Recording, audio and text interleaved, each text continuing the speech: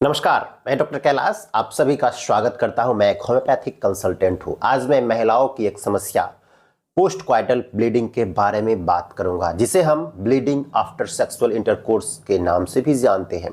दोस्तों, ये क्या होता है, क्यों होता है, क्या कारण होते हैं, क्या सिम्टम्स और ट्रीटमेंट क्या होना चाहिए, इसके बारे में मैं पूरी बात आपको इस वीडियो में बताऊंगा। तो इस वीडियो में बने रहें और चैनल पे नए हैं तो इस चैनल को सब्सक्राइब करके बेल आइकन को प्रेस जरूर कर दें।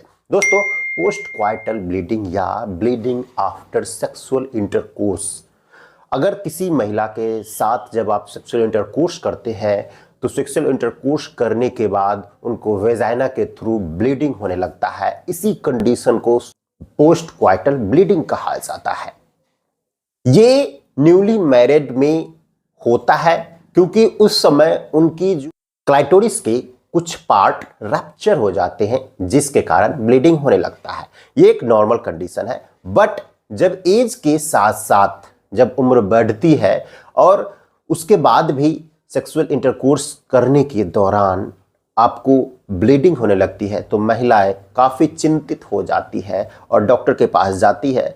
बट डॉक्टर उनका टेस्ट करवाते हैं और कारणों का पता लगाते हैं कि क्यों आपको ब्लीडिंग हो रही है। यहाँ पे मैं कुछ कारण बता दे रहा हूँ जिसके कारण पोस्ट क्वाइटल ब्लीडिंग होने की संभावनाएं रहती है। पहला कारण ये है कि अगर उनको वेजाइनिस्मस की कंडीशन है, जिसमें ये होता है कि आपका जो योनि की जो मांसपेशियां होती है वो संकुचित हो जाती है।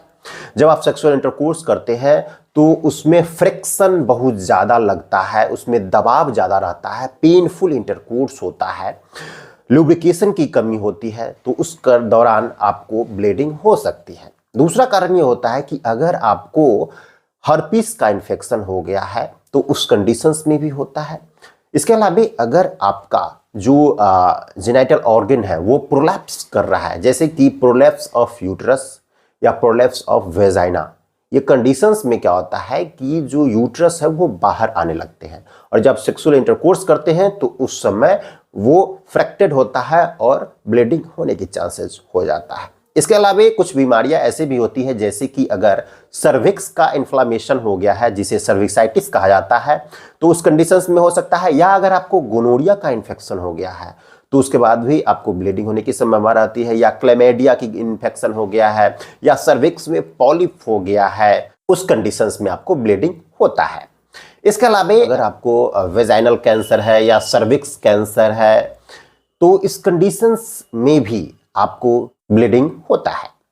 दोस्तों, इसके अलावा कुछ फैक्टर ये भी होता है कि महिलाओं को अगर मेनोपॉज के बाद उनके जो वेजाइना है उसमें लुब्रिकेशन धीरे धीरे खत्म हो जाता है, उनको ड्राइनेस ऑफ वेजाइना की प्रॉब्लम्स रहती है, सूखापन रहता है, तो उस कंडीशंस में भी ब्लीडिंग होता है सेक्सुअल इंटरकोर्स के बाद।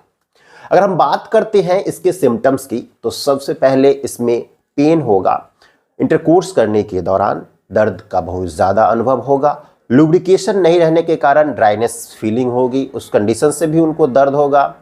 उसमें ये क्या होता है कि जब ब्लीडिंग ज़्यादा होता है तो महिलाएं एनेमिक हो जाती है और इसके अलावा कभी कभी ऐसा भी होता है कि वो बेहोश तक हो जाती है, नींद की प्रॉब्लम होने लगती है, उनको हाइपरटेंशन की प्रॉब्लम हो जाता है और पेन इतना अनबियरेबल होता है कि वो पूरे उनके जांघ में, उनके थाई रीजन में, उनके कमर में, पैर में फैल जाता है, जिसके कारण वो चलने में उनको प्रॉब्लम होती है, लड़खड़ा के चलती है।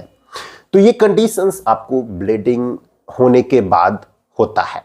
अगर हम ट्रीटमेंट की बात करते हैं तो इसका एक प्रॉपर केस टेकिंग किया जाता है और कुछ इन्वेस्टिगेशंस करवाए जाते हैं कि क्यों आपको ये प्रॉब्लम हो रहा है। इसके अलावा आप होम्योपैथिक मेडिसिन की अगर बात करते हैं तो होम्योपैथिक मेडिसिन्स आपको सिम्टम्स के अकॉर्डिंग दी जाती है, बट यहाँ पे मैं कुछ होम्योपैथिक मेडिसिन बता दे रहा हूँ जो कि आप इस कंडीशंस में यूज कर सकते हैं। जैसे अगर आपको ड्राइनेस की कंडीशन है वेजाइना में या वेजाइनिस्मस की कंडीशन है तो उस कंडीशंस में आप क्रियोजोट और नेट्रम्यूर को यूज कर सकते हैं। दोनों को 200 पोटेंसी में 2-2 बूंद सुबह दोपहर शाम लगातार यूज कर सकते हैं। इसके अलावा अगर आपको सर्विसाइटिस की प्रॉब्लम है या अगर आपको हर्पीस की प्रॉब्लम है तो उस कंडीशंस में आप इचिनीसिया मदर टिंचर और कैलेंडुला मदर टिंचर 10-10 बूंद हल्के गुनगुने पानी के साथ आप ले सकते हैं। दोस्तों इसे आप एक्सटर्नली यूज भी कर सकते हैं, जैसे हर्पीस वगैरह में या कोई गोनोरियल इन्फेक्शन वगैरह में।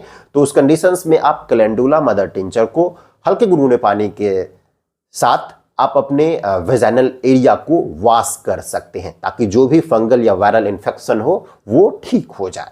तो ये थे कुछ होम्योपैथिक मेडिसिन जिसको आप लगातार यूज करती हैं तो आपकी प्रॉब्लम पूरी तरह से ठीक हो जाएगी। मैं उम्मीद करता हूं कि पोस्ट क्वाइटल ब्लीडिंग के बारे में मैंने जो जानकारी इस वीडियो में दी है वो आपको पसंद आई होगी। दोस्तों पसंद आई होगी तो वीडियो को शेयर जरूर कीजिएगा, चैनल पर नए हैं तो लाइक जरूर कर दीजिएगा और सब्सक्राइब जरूर कर लीजिएगा।